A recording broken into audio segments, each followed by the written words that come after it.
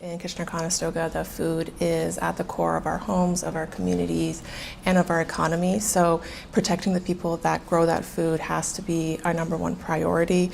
And, especially when, food sovereignty is national sovereignty. So when we talk about standing up for Canada in rough times like this, that means standing up for farmers and making sure that they are at the forefront of all our policies and that they have a real seat at the table when we're making policies that affect them, whether they're being threatened by their own municipality, their own cities and province, or there's threats from people like Donald Trump.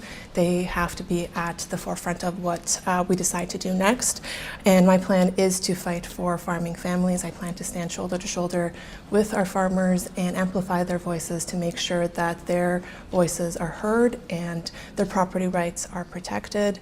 And I plan to go even further. I want to make sure that they're able to weather the storm with Donald Trump, and that we are reducing our reliance on U.S.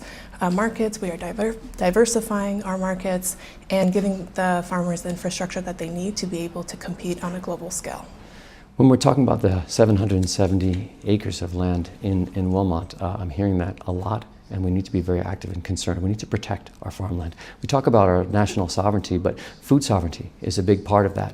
We need to make sure that we're growing food, farmers are growing food here and feeding our families. So it's important that we're growing. We know we have to grow as a country and as a community, but we have to do it responsibly and we have to do it transparently. So what I'm calling for is a national framework on protecting farmland. I've drafted legislation called the Canada Farmland Protection Act, which will help protect farmland. It'll help incentivize conservation. It'll help farmers transfer their land to the next generation. Or if they don't want to do that, they can put their land into trust and make sure that farmland stays, because we're losing farmland at an alarming rate. I've also got another piece of legislation that I'm writing at the same time called the Affordable Local Food Act, which calls for more processing locally.